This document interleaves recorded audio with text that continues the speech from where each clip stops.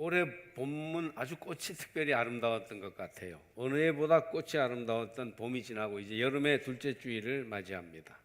한 해의 반을 지나는 여름이 되면 우리가 대단한 게 없더라도 한 번쯤 휴가를 계획해 보게 됩니다.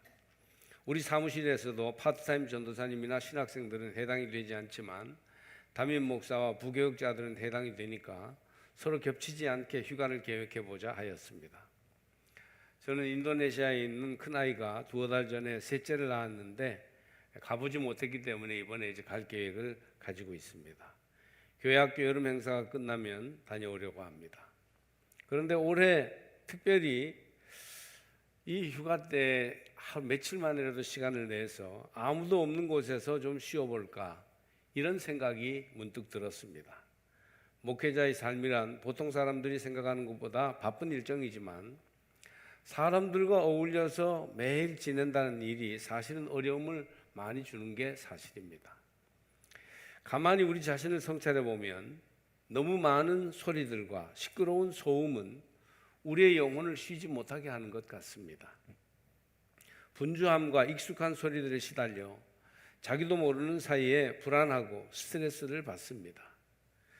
사람과 같이 있지 않으면 사람이 그립고 사람과 너무 어우러져 살다 보면 그런 일 때문에 때로 마음의 무거움을 느끼게 됩니다. 이런 일들이 일상생활이 되다 보니 우리 영혼이 깊이 병들어 신음하고 있습니다.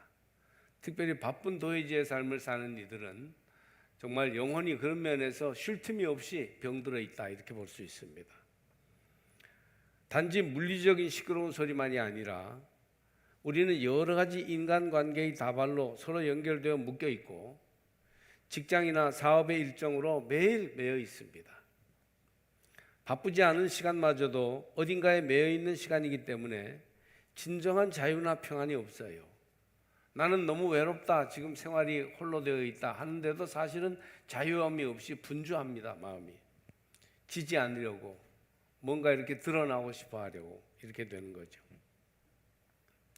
대부분의 현대인들은 이런 사실도 깨닫지 못하고 그냥 주어진 생활을 분주하게 달려가고 있습니다. 그런데 삶의 무게에 눌려있는 영혼은 쉼을 간절히 바라고 있고 여러 가지 증세들이 자기도 모르는 사이에 나타납니다. 불안증이 있어요.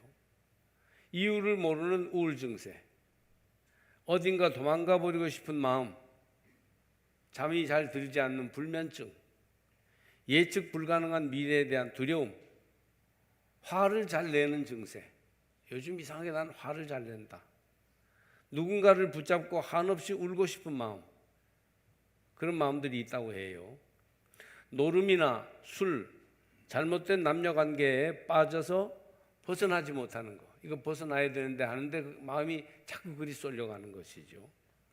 마음이 밴댕이 속처럼 좁아져서 작은 일에도 섭섭해하고 오해하고 삐지기를 잘하는 것 등등. 왜 이렇게 사람들이 허술하고 쉽게 흔들립니까? 정말 사람들의 마음이 너무 약해지고 있는 것 같습니다. 결국 이런 모든 것들은 오늘날 우리 영혼이 얼마나 허약한지를 보여주고 있습니다. 참으로 우리 시대는 영적으로 갈급한 시대입니다. 존 울먼이라는 분은 말하기를 깊은 곳에 거주하는 것이 좋습니다. 사람들의 영을 느끼고 이해할 수 있으므로 라고 했습니다. 깊은 곳에 좀 거주해야 한다. 사람들의 영을 느끼고 이해하기 위해서는. 사람들이 너무 지금 얄팍하게 아주 얕게 그렇게 살아가고 있다는 것이에요. 지구촌이라는 말이 유행할 만큼 현대인들은 넓은 세계와 호흡하며 살고 있습니다.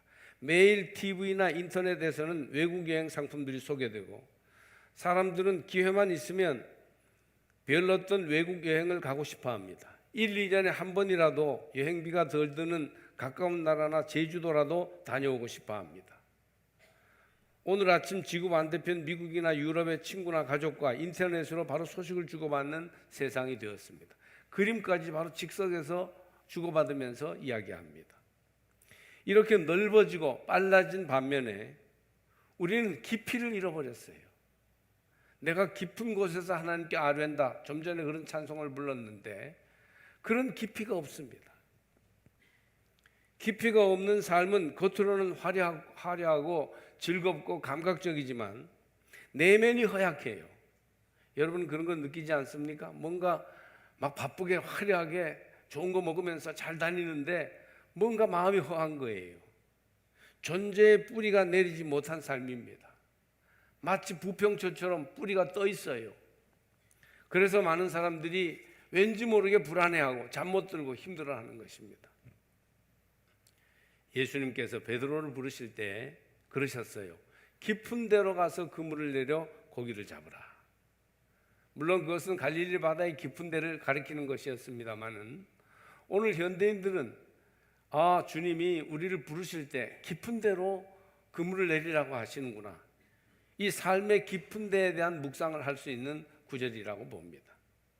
갈릴리 바다의 깊은 곳에 베드로가 그물을 내려 풍성한 물고기를 잡은 것처럼 오늘 영적인 깊은 곳을 추구하며 노력하는 성도들이 되시기를 바랍니다. 우리에게는 깊은 곳이 필요합니다.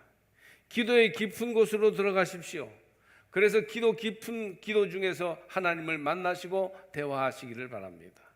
우리 믿는 사람들은 하나님과의 교제가 필요한데 그것은 우리 영혼의 깊은 곳에 들어가야 할 수 있는 일입니다. 말씀의 깊은 곳으로 들어가시기 바랍니다.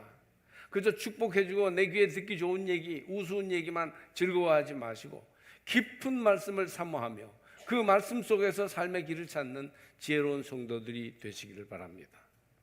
얄팍하고 감각적이며 보이는 겉모습에만 치중하는 현대생활 속에 우리에게 정말 필요한 것은 우리 삶의 중심으로 들어가는 영적인 깊이예요.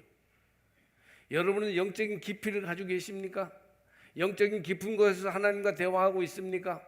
말씀을 들을 때 영적인 깊은 곳이 움직이는 은혜를 체험하고 있습니까? 아무쪼록 삶의 깊은 곳을 회복하는 성도 여러분들이 되시길 바랍니다. 영성신학자 리차드 포스터는 현대사회에서 우리 원수는 세 가지 주요 무기를 가지고 있다고 했습니다. 마귀가 가지고 있는 무기, 그것은 소음, 서두름, 군중입니다. 너무 말이 많고 시끄러워요. 말을 끊임없이 하는 사람도 있습니다. 그러면 그 사람 옆에 있으면요 너무 힘들어요. 있다는 것 자체가. 모든 일에 금방 결과를 보려고 서두르고 바로 나타나야 합니다. 어떻게 우리 삶이 그렇게 금방금방 결과가 나타나겠습니까? 서두르는 것이죠. 군중에 떠밀려서 진정한 자기를 잃어버리고 있습니다. 군중 속의 고독이에요. 정작 사람들이 엄청나게 많이 모여 있는데 자기는 소외되어 있는 것이에요. 자기를 잃어버린 것이죠. 심리학자 칼 융은 서두름은 마귀의 것이 아니라 바로 마귀 자신이다 라고 말했어요. 우리가 막 서두르는 것은, 삶의 안정감 없이 자꾸 뭔가를 떠드는 것은 우리 속에 벌써 마귀가 끼어 있는 것이다. 이렇게 극단적으로 소개합니다. 우리는 수많은 사람들에 섞여 다니면서 서두르고 시끄럽게 대충 살아갑니다. 깊이를 잃어버리고 피상적인 생활을 하는 거예요. 그냥 괜찮은 것 같은 삶을 사는데 정말 깊이는 없는 거예요. 그러다 보니 영혼에 평안이 없습니다. 만사가 허무하고 피곤하고 무의미해질 때도 있습니다. 아까 말한 여러 가지 심리적인 질병들이 깊이가 없는 우리의 삶에서부터 나오는 것입니다. 여러분, 이런 우리들을 향해서 시편 62편은 말씀합니다. 나의 영혼아 잠잠히 하나님만 바라라. 이렇게 노래하는 시편 62편의 말씀에 귀를 기울이시기 바랍니다. 이것은 큰 소리로 기도하거나 찬양하지 말고 가만히 있으라는 그런 단순한 의미가 아닙니다. 또 참선이나 요가나 기수련 같은 거 그런 걸 해야 된다는 말도 아닙니다. 여기서 잠잠함은 영적인 깊이로 들어가려는 신앙적인 노력을 말합니다. 멈추어 서서 잠잠히 혼자 좀 있어 봐라는 거예요. 군중 사이에서 당장 보이는 것과 들리는 것에 현혹되어 우리는 정말 보아야 할 것을 보지 못하고 들어야 할 것을 듣지 못합니다. 설교를 듣는 자리에서도 잠잠히 주님만 바라보기보다는 자기의 그 겉사람을 뭔가 만족시켜주는 어떤 그런 재미있는 얘기, 유머 같은 것만 좋다고 하는 그런 경향이 있습니다. 잠잠한 것은 이런 우리의 현혹됨을 멈추고 무엇을 정말 보고 들어야 하는지 자신을 돌아보는 것입니다. 여러분, 잠잠히 하나님만 바라보십시오. 오직 그만이 나의 반석이시요 나의 구원이시요 나의 요새이시니 내가 크게 흔들리지 아니하리로다. 이 말씀은 이 시편 62편에서 2절과 6절에 반복되어 나오고 크게라는 말만 한 번 더 6절에 언급되고 있습니다. 시인은 세상의 것과 사람에게 소망에 두는 것은 헛된 것임을 일깨워 줍니다. 세상은 생명을 지닌 사람이 사랑과 정성을 가지고 가꾸어 돌봐줘야 할 대상이지 우리가 소망을 두고 의지할 수 있는 곳이 아니에요. 세상의 모든 것을 다 파묻혀버리면 우리는 우리 자신을 잃어버립니다.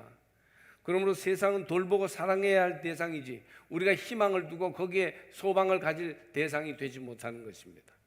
아, 슬프도다. 사람은 입김이며 인생도 속임수이니 저울에 달면 그들은 입김보다 가벼우리로다.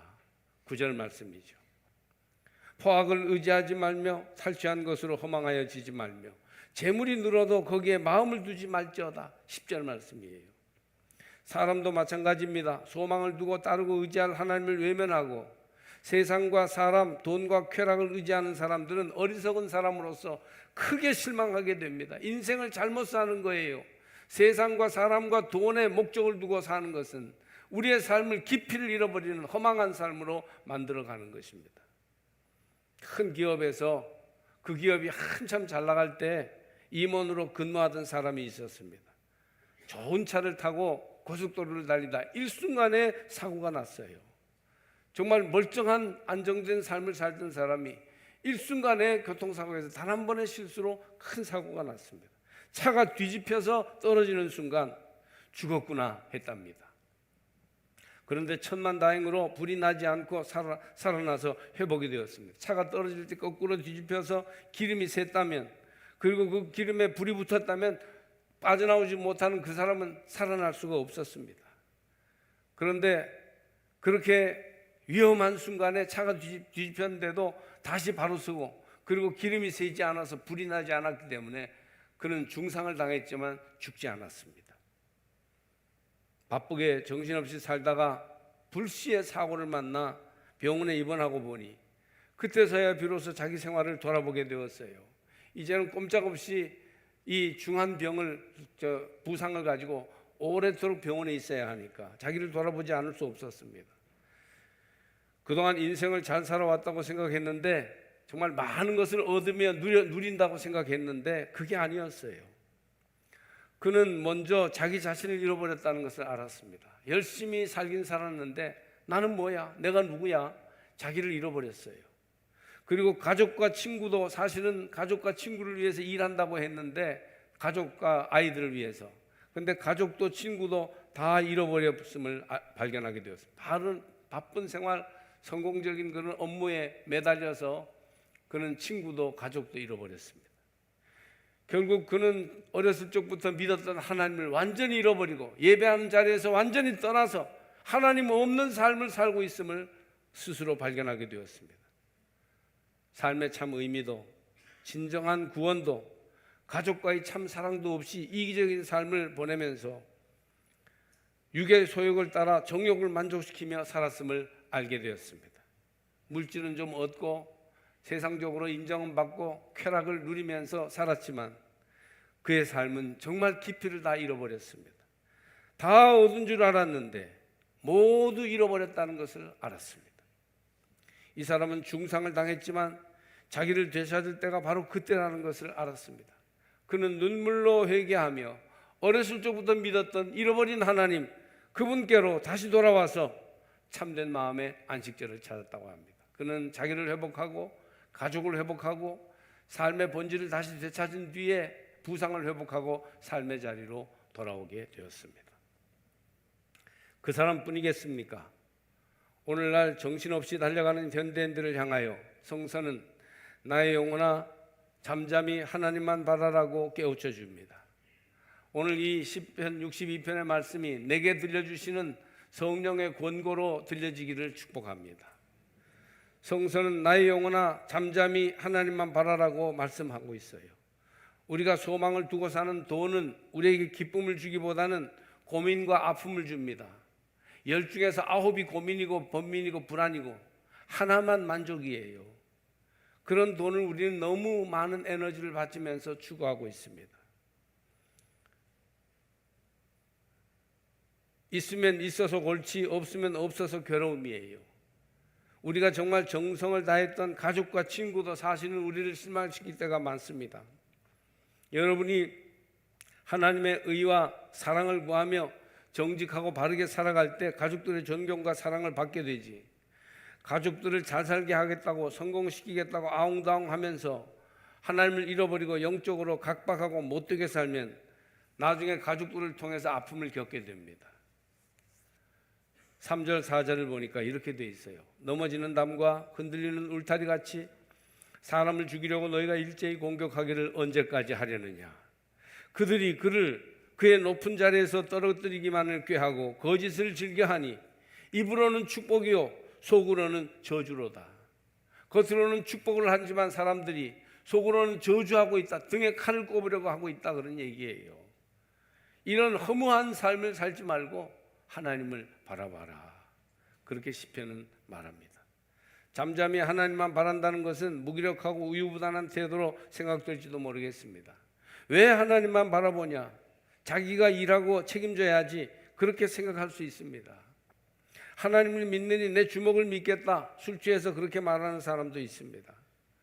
그러나 잠잠히 하나님만 바라는 것은 깊은 고뇌에서 나온 대단히 어렵고 훌륭한 결단이에요. 여기에서 중요한 말씀은 잠잠히라는 단어예요. 홀로, 잠잠히, 혼자, 그런 의미예요. 이것이 우리 영혼을 위해서 얼마나 중요한 말인지를 알아채시기 바랍니다. 홀로 설 수 있어야 돼요. 물론 고독은 좋은 것이 아니고 우정을 잘 발전시키는 것이 우리 삶에 필요한 일입니다만은, 그러나 그런 가운데에도 우린 때로 홀로 하나님 앞에 서 있는 신 앞에 단독자, 하나님 앞에 서 있는 홀로의 삶을 설 수 있어야 합니다. 잠잠히 홀로 되어야 하나님을 제대로 바라볼 수 있어요. 어쩔 수 없이 홀로 되었을 때 슬퍼하고 섭섭해하지만 말고 이때야말로 하나님을 찾을 때고 기도할 때다, 이걸 깨달으시기 바랍니다. 얼마나 보이는 게 많고 의지할 게 많은데 어떻게 하나님께만 희망을 두고 살 수 있는가? 대단히 어려운 일이지요. 그러나 잠잠히 홀로 혼자서 하나님만 바라보게 되면 놀라운 삶의 변화가 일어나게 됩니다. 여러분, 홀로는 결코 불행한 것만은 아니에요. 그것을 통해서 우리는 하나님을 바라보고 인생의 깊이를 회복할 수 있습니다. 홀로 하나님을 바라보는 것은 우리 인격을 고상하게 만들며 삶을 여유롭고 평화롭게 하는 태도예요. 현대인은 의지 숭배의 병에 걸려 있다고 합니다. 리차드 포스터 얘기예요. 의지하는 것, 자기 뜻을 가지고 뭔가 이루려는 것에 현대인들은 거기에 매여 있다는 것이에요. 자기 의지를 가지고 무엇인가 하려는 노력을 가장 믿는다는 것입니다. 역사상 자기 의지를 가장 신뢰하고 내세우는 때가 바로 현대입니다. 정말 자기를 그렇게 믿을 수 있어요?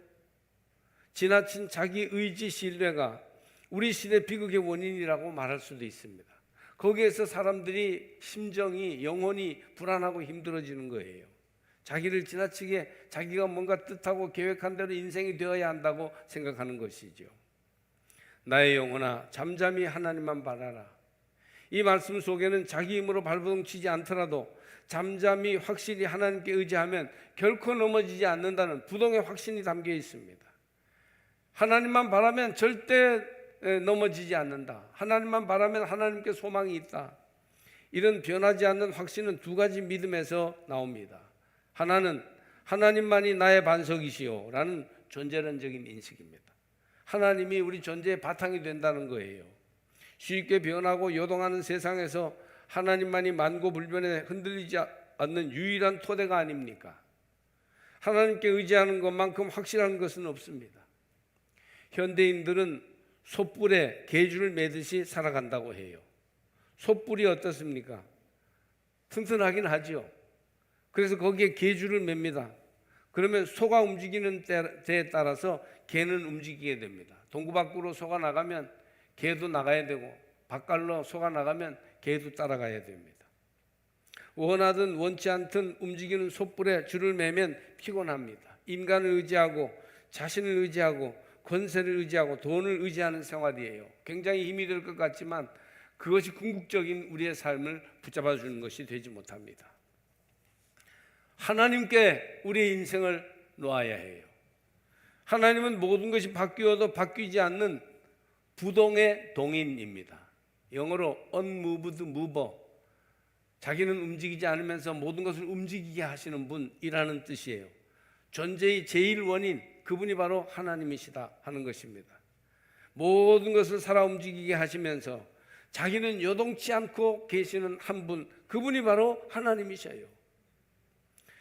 그 하나님께 인생 줄을 메워두면 시온산이 든든히 서는 것처럼 흔들리지 않는 것이지요. 인생도 신앙도 가정도 사업도 하나님께 의지하여 운영하십시오. 그때 여러분은 기초가 튼튼한 인생을 살게 되는 것입니다. 제가 수십 년 잘 알고 있는 홍대 미대 교수님이 있는데 지금 은퇴하신 분이에요. 그분의 가까운 후배 미대 교수인 화가 한 분은 무슨 일을 하든지 예수님이 주인이라는 의식을 가지고 확실하게 어느 날부터 살기 시작했어요. 처음에는 너무 종교적이다, 너무 특별하다 해서 사람들이 좀 거리를 두고 좀 불편해했습니다. 그런데 그가 얼마나 든든하고 평안하며 사랑이 넘치는 생활을 확신 있게 하고 있는지를 알고서 점점 그에게 영향을 받는 사람들이 늘어갔어요. 그 홍대 미대 교수님이 저한테도 그분 얘기를 여러 번 했어요. 하나님께 존재의 바탕을 두고 사니까 많은 주변 사람들에게 좋은 영향력을 미치는 것입니다. 또 하나는 하나님이 나의 구원이라는 경험이에요. 하나님이 나의 반석이라는 믿음과 함께 하나님이 나의 구원이라는 경험이 우리를 깊은 데로 나가게 합니다. 자기 힘으로 무엇인가 해보려 했을 때는 되지 않았으나 잠잠히 하나님께 전적으로 의지하고 바랄 때 거룩한 하늘의 도움이 주어집니다. 하나님만이 나의 구원이시다. 이 명제는 대단히 배타적이고 고집스럽게 들리는 말씀이에요. 아니, 구원이 여러 가지로 올 수 있지 어떻게 그렇게 좁게 편협하게 하나님만이라고 주장하느냐, 그렇게 반론을 제기할 수도 있습니다. 그러나 이것은 경험에서 오는 고백입니다. 사랑하는 사람을 향해서 나는 당신밖에 없다, 그렇게 말하는 것은 정말 당신밖에는 남자나 여자가 없다는 그런 말이 아니라 당신만한 사람이 없다는 말도 아니고 그 사랑의 감격과 기쁨을 솔직하게 표현한 거 아니겠어요? 그러니까 하나님만이 내 구원입니다, 이렇게 우리는 고백할 수 있습니다. 인간에게는 죄가 산같이 쌓여 있습니다. 무슨 큰 죄를 짓지 않았더라도 태어날 때부터 죄성이 우리를 누르고 있어서 스스로 극복해낼 수가 없습니다. 하나님께로 오지 않고는 죄에서 누구든지 구원받을 수 없어요. 그러나 우리를 사랑하시는 하나님은 누구든지 그를 믿기만 하면 죄에서 구원받도록 예수 안에 길을 열어 놓으셨습니다. 이처럼 여러분에게 하나님만이 구원이심을 경험하시기를 축복합니다. 305장 찬송 가사를 만든 존 뉴턴은 젊은 시절 안 해본 것이 없는 사람이었습니다. 노예선 선장 노릇도 했습니다. 돈도 벌어보았고 세상 쾌락도 누려보았으며 세계를 유람하였습니다. 그러나 그의 영혼에 진정한 만족이나 기쁨이 없었고 늘 고통과 불안이 그를 떠나지 않았습니다. 근원적인 죄가 그의 마음속에 있었기 때문이에요. 심지어 선행을 일삼을 때에도 그 깊은 곳의 죄를 근본적으로 해결하지 못하고 있었어요. 그러다가 주님을 만났을 때 주님이 그의 인생에 들어와서 주인이 되었으므로 그는 죄사함을 받아 영혼의 해방과 기쁨을 맛보게 됩니다. 그 이후로 그는 복음 전도자가 되어 땅 끝까지 복음의 증인이 되었어요. 예수가 구원이시다, 예수가 생명이시다, 예수가 우리 인생에 참 자유를 주신다, 그는 평생 그렇게 고백하였던 것입니다. 여러분, 깊은 곳에서 하나님을 바라보시길 바랍니다. 하나님만이 진정한 희망이에요. 나의 구원과 영광이 하나님께 있고 내 힘의 반석과 피난처도 하나님께 있나이다.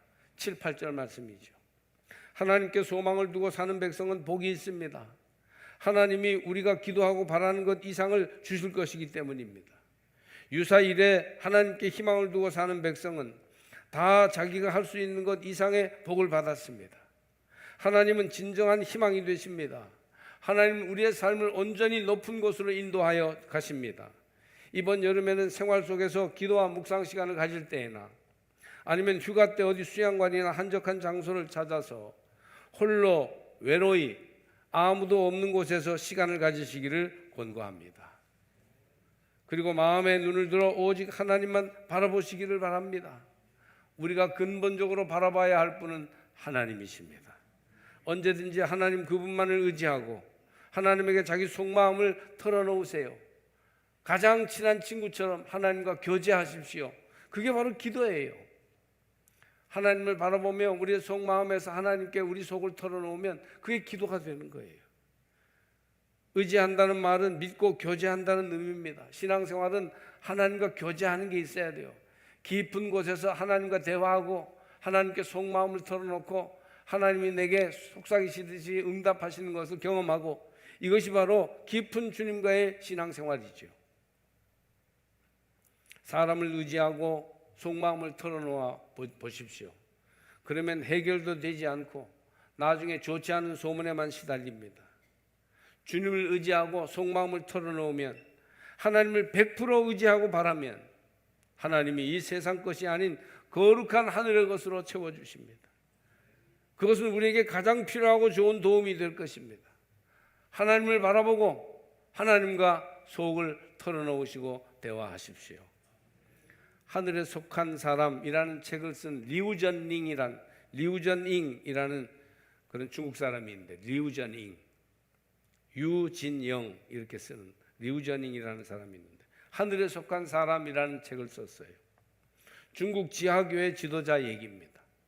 30회 이상 신앙 예수 믿는다는 것 때문에 체포되고 3차례나 감옥에 갇히고 체중이 30kg까지 줄어드는 74일간의 금식을 하였어요.